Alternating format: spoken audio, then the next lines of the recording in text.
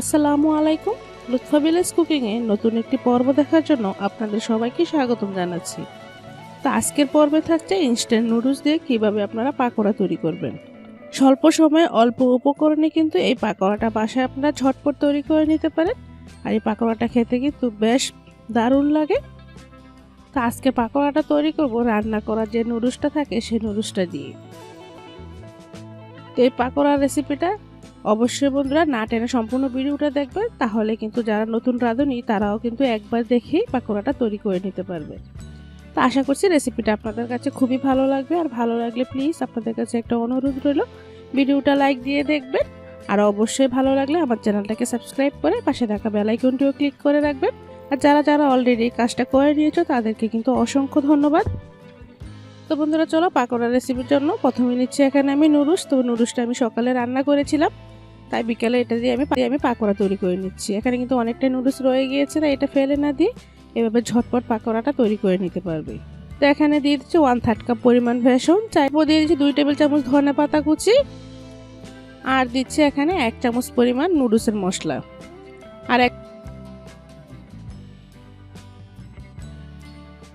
আর একদম অল্প পরিমাণে দিচ্ছি লবণ। যেহেতু নুডলসটা রান্না করা অলরেডি এতে লবণ দেওয়াই আছে, তাই অল্প পরিমাণে লবণ দিচ্ছি। তারপর বন্ধুরা নুডলসটা খুব ভালো করে আমি মেখে নিচ্ছি পাকোড়ার জন্য।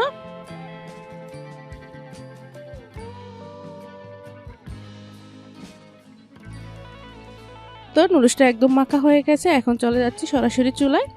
তো চুলায় প্যান বসিয়ে পাকোড়া ভাজার জন্য তেল দিয়ে দিচ্ছি। প্যানটা হাই হিটে আমি গরম করে এখন একে একে পাকোড়াগুলো দিয়ে দিচ্ছি। তো আজকে আমি একদম ভিন্ন ধরনের পাকোড়া তৈরি করব, গোল গোল শেপের। চাইলে কিন্তু তোমরা চ্যাপ্টা করেও তৈরি করতে পারো। তো যখন দেখবে এক সাইড ভাজা হয়ে গেছে, এখন আমি উল্টিয়ে দিচ্ছি। আর অবশ্যই চুলার হিটটা পাকোড়াগুলো দেওয়ার পর চুলার হিটটা কিন্তু মিডিয়াম টু লোতে রেখে পাকোড়াটা ভাজতে হবে, এতে করে পাকোড়াটা খুবই ক্রিস্পি হবে। তো দেখো উল্টে পাল্টে কিন্তু খুব সুন্দর একটা কালার করে আমি ভেজে নিব। তাই অবশ্যই পাকোড়া ভাজার ক্ষেত্রে চুলার হিটটা মেনটেন করে একটু সময় নিয়ে ধৈর্য ধরে কিন্তু পাকোড়াটা ভাজতে হবে, তাহলে পাকোড়াটা খুবই ক্রিস্পি হবে আর অনেকক্ষণ পর্যন্ত ক্রিস্পিও থাকবে। তো দেখো পাকোড়াগুলো কিন্তু ভাজা হয়ে গেছে, এখন আমি তেল থেকে তুলে নিচ্ছি। আর এটা ভাজতেও কিন্তু বেশি সময় লাগে না, অল্প সময়ের মধ্যে কিন্তু ভাজা যায়।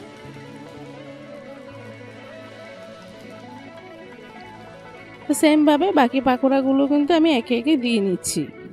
তো এইভাবেই কিন্তু আমি সব পাকোড়াগুলো ভেজে নিচ্ছি। তো বুঝতে পারছেন বন্ধুরা, বাচ্চারা কিন্তু আশপাশে ঘোরাঘুরি চলছে পাকোড়া খাওয়ার জন্য। তো আমার বাচ্চারা কিন্তু পাকোড়া খুবই পছন্দ করে, তাই আমি কিন্তু বাসায় এভাবে পাকোড়া তৈরি করে দিই। তো আপনারাও চেষ্টা করবেন বাজার থেকে না কিনে বাসায় কিন্তু হেলদিভাবে বাচ্চাদের জন্য এভাবে পাকোড়া তৈরি করতে। তো দেখতে দেখুন কতটা সুন্দর ও লোভনীয় দেখাচ্ছে। সসের সাথেও খেতে পারেন বা গরম গরম চায়ের সাথেও খেতে পারেন, সব কিছুর সাথে খেতেই কিন্তু বেশ ভালো লাগে।